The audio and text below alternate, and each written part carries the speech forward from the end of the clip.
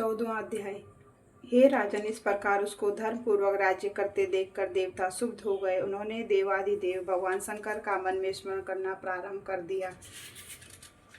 कितने ही प्रकार से स्तुति की। सब भक्तों की कामना पूरी करने वाले शंकर जी ने नारद जी को बुलाकर देव कार्य करने की इच्छा से उनको देवपुरी भेजा। शंकर भक्त नारद भगवान शंकर की आज्ञा से देवपुरी में गए। इंद्र आदि सभी देवता व्याकुल हो शीघ्रता से उठकर ही श्री नारद मुनि जी की स्तुति करने लगे। उत्कंठा भरी दृष्टि से सबने नारद जी की ओर देखा। अपने सब दुखों को कहकर उन्हें नाश करने की प्रार्थना की। नारद जी ने कहा, मैं सब कुछ जानता हूँ। ऐसा कह देवताओं को आश्वासन देकर श्री नारद जी जलंधर की सभा में आए। जलंधर ने नारद जी के चरणों की पूजा कर हंसते हुए कहा, हे ब्राह्मण, कहिए आप कहाँ से आ रहे हैं और कहाँ कहाँ पर आपने क्या क्या देखा है, यहाँ कैसे आए हैं। मेरे योग्य जो सेवा हो उसके लिए मुझे आज्ञा दीजिए। जलंधर के इस प्रकार के वचन सुनकर नारद जी प्रश्न होकर बोले, हे दानवराज महाबुद्धिमान जलंधर, तुम धन्य हो, क्योंकि इस समय सब रत्नों के भोक्ता एक तुम ही हो।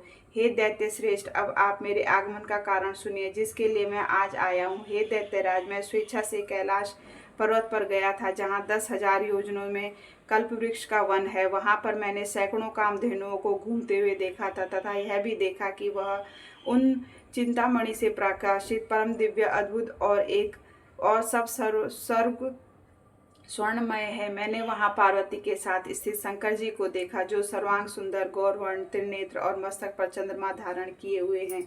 यह देखकर मुझे बड़ा आश्चर्य हुआ कि उनके समान समृद्धशाली त्रिलोक में कोई है या नहीं।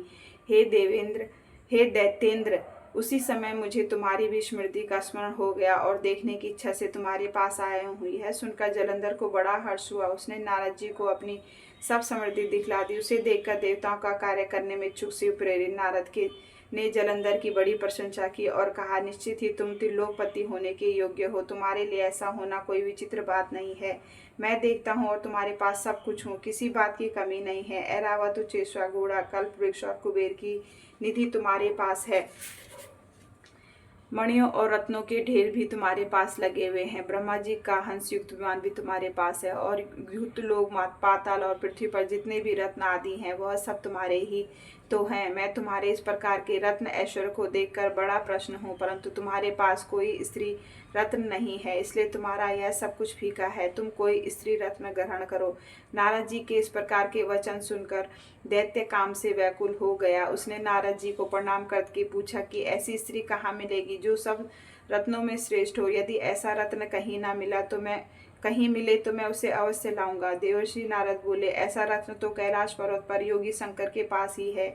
उनकी सर्वांग सुंदरी पत्नी देवी पार्वती बहुत ही मनोहर है। उसके समान सुंदरी मैंने आज तक नहीं देखी। शंकर से बढ़कर समृद्धिवान दूसरा कोई नहीं। इसके इस रत्न की महिमा तीनों लोकों में कहीं पर भी नहीं है। तभी तो परम विरक्त आत्मराम शंकर भी उसके वंश में हो गए हैं। देवर्षि नारद उस दैत्य से ऐसा कहकर अन्य कार्य करने की इच्छा से आकाश मार्ग चले गए। ओम नमो भगवते वासुदेवाय। 14वां अध्याय समाप्त। तुलसी महारानी नमो।